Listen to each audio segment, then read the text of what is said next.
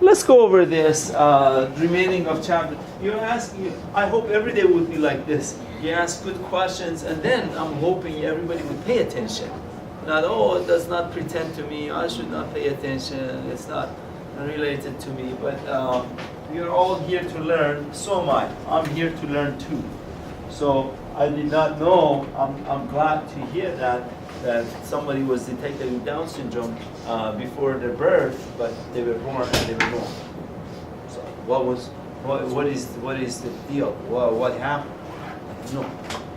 So I'm learning too. You guys think, oh, Amir, you're not learning, you're supposed to know everything. No. Absolutely not. I just learned something today. Okay, but anyhow. And if I don't come, Stephen, is that right? If I don't come something, if in a way, in one day I don't come across a problem, I'm in the wrong path. You know that. Have we talked about it, right? Yeah. You all know this. I give you 11 problems a day. So make sure you're in the right path. The other 5 days a week, I don't know what's happening to you guys. I do this for you. The other 5 days. But 2 days that you're in my hand, right? I give you 11 right path. You take it to the right path. Okay, let's go over this. Alterations of chromosomes. In the past, when they talk about mutation, is that right? The mutation frame shift or point mutation, one of the nucleotides get replaced by something else. You all remember that? But what if a whole entire piece of chromosome? You all know what chromosome is, you all know what gene is, you all know what DNA is by now. So what if a whole piece of chromosomes get misplaced? I'm not talking about crossing over. You remember crossing over from a long time ago? You remember this? I'm not talking about crossing over. I'm talking about, this is, you remember this? This was crossing over. Right? We talked about this. You remember this? This is crossing over. But I'm not talking about crossing over. I'm talking about just a whole piece of chromosome get misplaced out of the ordinary, Stephen, out of ordinary place. Breakage of chromosomes can lead to 4 different types of change in chromosome structure. Deletion, a piece of chromosomes get deleted, and it happens all the time. Duplication, a piece of chromosome be repeated over again. That's called duplication. Inversion, a piece of chromosomes get inversed from one place to another. I'll show you pictures. The reverse orientation of segments within the chromosomes, and translocation between 2 separate chromosomes. Chromosome, for example, number 9 and chromosome number 5. Chromosome, you all know the numbers. We have 23 pairs, and they're all numbered. Number 1, number 2. Down syndrome is chromosome number 21. And you will see that in a minute. So when a piece of chromosome number 5 goes to chromosome number 9, for example, this you mean crossover was between homologous chromosomes. But if this chromosome number 5, this is chromosomes number 11, then a piece of this one goes to that one, that would be translocation. Okay, I hope I'm making some sense. So you should have some concept of what is a crossing over and what is a translocation. Crossover occurs between the homologous chromosomes. Me and, not Vit is not here, me and Maricel. You remember that? Mm-hmm. You remember? Okay, so we are homologous. Let's go. Here it is deletion. So you have, this is the normal chromosomes, A, B, C, D, E, F, G, H. Now, all of a sudden, D get deleted. So that chromosome is abnormal. It's not the normal chromosome anymore. Then duplication, A, B, C, D, E, F, G, H, B and C get duplicated. Those segments, I'm talking about segments of chromosomes. And in that segment could be genes, could be one gene, it could be several genes. I'm just talking about that segment of chromosomes can be duplicated. Okay, I'm not talking about genes. This is not gene A, gene B, gene C. No, I'm just talking about segment A, segment B, segment C, segment D. They get duplicated, and that's the duplication. Inversion, it means this A, B, C, D, E, they get flopped up. It's A, D, C, B. While the normal one is supposed to be A, B, C, D, E, F, G, H. I hope I'm making some sense. That is called inversion. And then translocation, A, B, C, D, E, F, G, H, and this is the other one, the other non-homologous chromosome. Non-homologous chromosome is MNOPQR, and what happens, MNOPQR comes to the beginning of this one, and AB goes to the beginning of that. That's called translocation. Again, I hope you know the difference between translocation. You're not confused. I have to emphasize on this because you might come back again and ask me on Monday, Amir, what is the difference between translocation and crossing over? Or it could be a nice essay question or multiple choice question. Crossing over is between homologous chromosomes. This is non-homologous chromosome. And we already set that out later on. Down syndrome is an aneuploid. An in front of a word, it means without. Euploid, it means corrected number of the chromosomes. Condition that results from 3 copies of chromosome number 21. So you have, and I'll show you some pictures here in a minute. So you have 3 copies, people who have Down syndrome. Down syndrome was the name of the scientist who first explained it, not discovered it before him, but he sat down and figured it out and finally wrote down all of the conditions, was the name Mr. Down. That's what they call it, Down syndrome. It's not somebody's down, it's just the name of the person who's called Down syndrome. Okay, so syndrome is a science and features.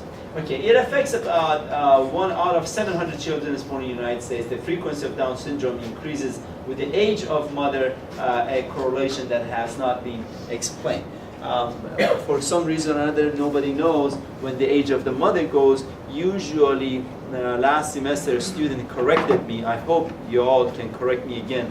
Last semester, I said age 35. If a woman is older than 35, they do amniocentesis or CVS to figure out if she has any abnormalities, the baby has any abnormalities, not the woman. The baby has abnormalities, and somebody corrected me, said, Amir, no, it's 37. I don't know, what is the right age? So they do that. You go to doctor's office, and your older woman, 35 to me is very young, but anyhow. But that's the break. There is a break age. There is a break line age for doing amniocentesis on women to figure out if there is abnormality in the chromosomes or not. Okay. Last semester, does anybody know the age break?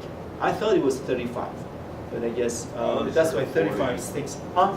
I always heard like 40 start about there. Yeah. No, I think 40 is way too, definitely they do it on 40 years old women, but I think they start at 35.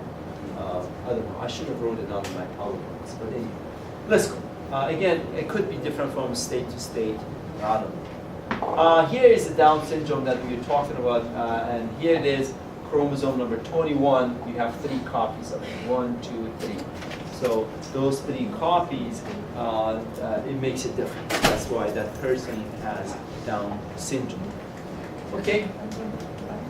Aneuploidy of sex chromosomes, non-disjunctions of sex chromosomes produce a variety of aneuploid conditions. So when we're talking about sex chromosomes XY, if a woman has XXX, usually they are healthy, normal, no unusual physical features.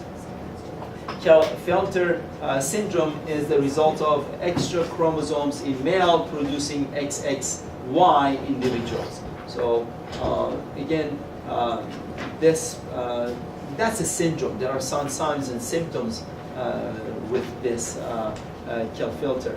And monosomy X, called the Turner syndrome, produces XO females who are sterile and not only known monosomy. Again, you guys, I gave you your textbook, not me. Your textbook gave you a few diseases that are related to the sex chromosomes. There are more. This is not it. Okay, there are more diseases that are related to sex chromosome, and I did not, your textbook did not give you all of them. That's just a small portion of it. And again, I'm not too worried about all of these diseases.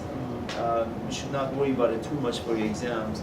I don't think in the homework questions I ask too much. But again, you can take a genetics class and you learn all about these and more. And definitely more diseases are being discussed in a genetics class. Disorders caused by structurally altered chromosomes, the syndrome cry of the cat, cry du cat, that's what it is, results from the specific deletion in chromosomes number 5.